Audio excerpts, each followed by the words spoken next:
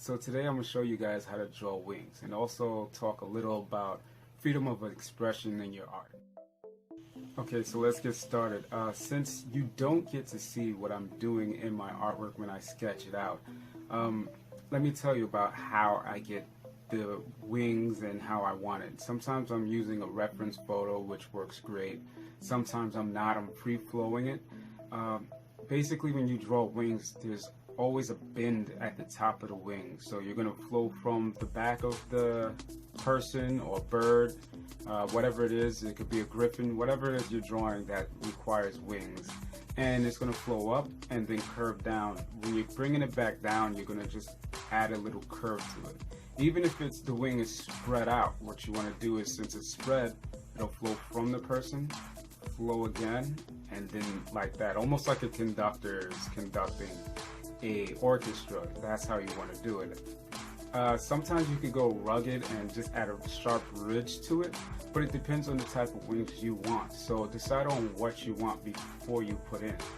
Also, for the wings I'm doing, I'm putting them more close to grayish. I was at first going for a stone look, but then it didn't really work out for me, so then I decided at the last minute, let me change this and change the whole style of the wings. So what I changed it into was I just put it into grays and into some browns. I just really wanted the flow of the wings to look almost like a clash of hair along with the wings, like furry wings almost like. I only did it this way because I just wanted to break out of the traditional look. When you're drawing wings, it matters only up to you. It's your artwork, which brings me to the topic of drawing things in your own way, your own style. A lot of people get mad, and it's the worst thing ever to hear people tell you, why are you drawing things like that? Or that doesn't look right. Art is your freedom of expression and to be done in the way you want it to be. No one should be able to tell you how to draw your own artwork or tell you this isn't going to work. You need to draw, instead of people, you need to draw dogs, or instead of normal people, you should draw famous people only. People actually do this, and it's the bad thing, and it can get to the artist. And I just wanted to, say to other artists out there, you're not alone. Everybody goes through this. There'll be plenty of people trying to change your ideals of what art is. And art is up to the person. And if they don't like it, then they can move on and find a different artist. Or if they don't like it, then tough luck. What are you going to do about it? This is my art style. This is your art style. So at the end of the day, we can't have ourselves getting eaten alive just because somebody doesn't like our style. There's plenty of different art styles out there, and there's abstract, there's surreal, and it doesn't even matter how those work. In surreal art, you always see somebody draw something super realistic and then change everything up in a different style altogether.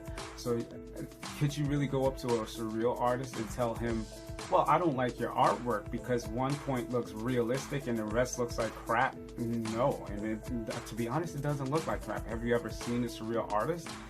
Those art pieces are amazing. The way they put them together, realistic with different styles of art put them together. Like I've seen an art piece with elephants, and the elephants had these really long legs. And it wasn't about the long legs, it was how it made your mind think. Like, to see something like that you don't see in your normal everyday life, that is amazing. It inspires me to draw more and step out of the box a little more instead of just drawing traditional things. Because, this elephant was walking across water, and then you had this weird mangled bird, but it looked so awesome, like he was on a distant planet. I love things like that. And in hyper-realism, sometimes people do say the same things there. If you're drawing normal people, sometimes in my artwork, I do draw normal people who will submit their pics to me. And I've gotten feedback of, why are you drawing people? I would never buy an item that, someone that I know is their face in it. I want someone I know from outside. I want a celebrity, and I want this person. And I'm like, but that's not me. You know, I don't like always drawing celebrity pics, even though I've done it and I will do it in the future. I don't want to always do that. I like what I do because it touches people, you know, and maybe I might not make a lot of sales off of it, but so what? You know, what I did, it touched somebody's life. Believe it or not, when I do my art pieces, I always get touched by my own work, because now I'm over here creating this work of somebody I don't even know, and through an art piece, just looking into their eyes, I'm getting to know who they are, even though we've never met. So I think people shouldn't, learn to critique, learn to give ideals, or learn what art is all about. Art is freedom of expression, saying what you are into, showing it to people. You know, some people don't even do it that way. Some people, they have a bad dream, and this dream is so mind-boggling, they want to show it to people, what was going through their heads. So then they put it on paper. That is wonderful. I've, in one or two of my pieces, I've shown what I dreamed that day. And guess what? For people to see what was in my dreams, that is amazing. Because when they come out and they go, oh wow, that's what you were thinking, or that's what went through your head, they're stuck, because it's something out of this world. It's something not normal, and we can only dream these things. So to turn a dream into reality is an amazing thing. So we as people should not come out at an artist and tell him or her that their artwork will never work out because it isn't what you want. Art isn't what you want. So if the topic was wings, if somebody wants to draw wings in a crazy way, metallic way, a surreal way, or made of bone, or anything else, let them, admire what's unique about it. Don't badmouth it because it's something you wouldn't do or you wouldn't buy, because chances are somebody else would buy it. I know there's a lot of art pieces I see and I go, that is amazing. If I could have that, I would. So I'd even buy it. So with all that said, I wanted to point something else out. During this summer, I am going around now, and I'm putting it together a special piece where I will be going all over New York City, gathering different things, basically searching through all different stores in New York, just to find out and find different things that are in stores, because I've been to a lot of stores in New York, and I've noticed that each store has its own different products, being art stores and art supplies. And these art supplies I didn't find in any other stores. Like a fingerprint, you're not going to have somebody with the same fingerprint. So finding all these different art supplies, I want to bring it to you. If you live in New York, it's great. Or if you don't, at least you can see what's out there. So on YouTube, I will be showing all these different places. There are about 50 different stores in New York. Some of these stores you don't even know is there. So this will be a great way for you to be able to see exactly what is out there as artists. So I'm going to put up a brief clip, show you exactly what I'm doing and how it'll look. So I hope you enjoy the clip. Starting out in Queens, let's see how far this trip takes me. Hopefully I'll find all the great stuff and products out there. So luckily I'm starting off in my own neighborhood, so I don't have to travel too far. So it's a rather fast ride to get there, hanging out with a friend of mine. So we should have some fun.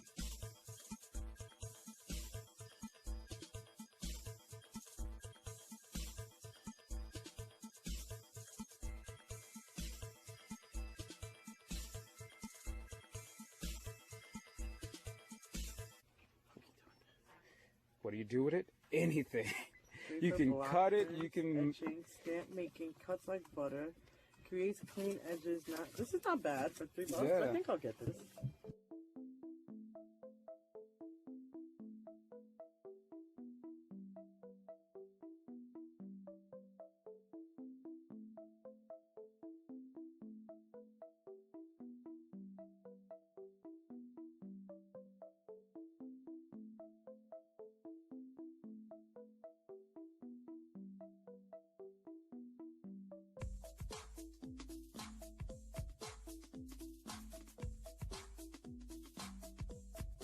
one thing I like about New York City is they're like a wall-to-wall art museum. Literally, anywhere you go, you could be riding down a block and there's just an art piece just waiting for you to see it. It's amazing.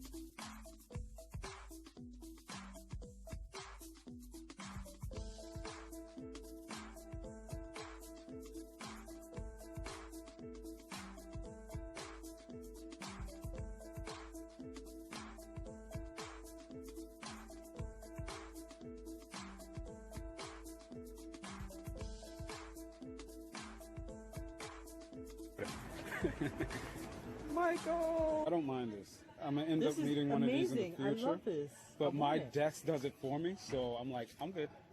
Yeah, your desk is awesome for that. That's a drawing desk, that's why. People hit me up asking me, how in the world is your desk that way? And it's not a drawing desk. I transformed it into a drawing desk. I bought different parts online. Anything I found online, I would put together. If I saw something in an art store, I put it together.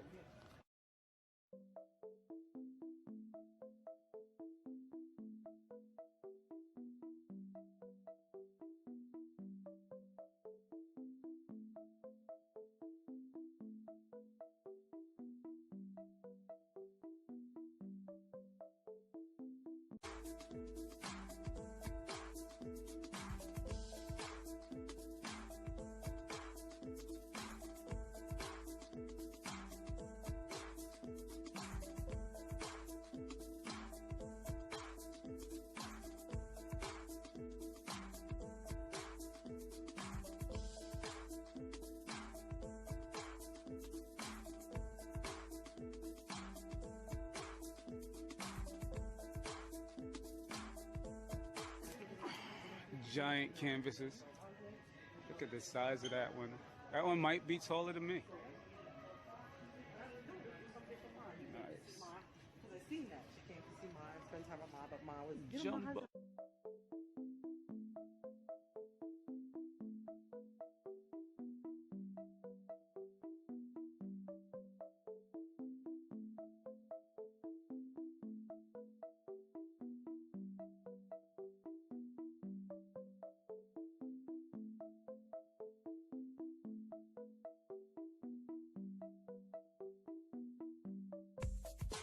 I got some stuff to work on. Let's see how that works out. Somebody's going in the wrong direction to their car. Hey guys, I hope you enjoyed the clip. I will be traveling to all 50 different stores. This is just to start off to let you see what it is, what's out there. And hopefully we'll be able to find some really cool art tools that we didn't even know was there. I will be finding any other new stores. So far there's about 50 art stores out there, but I'm pretty sure I can find some more. Maybe, possibly, we'll have to see as we get there. Don't forget to hit subscribe so you do not miss out on any of this and any other tutorials I will be doing in the future. Have a great day.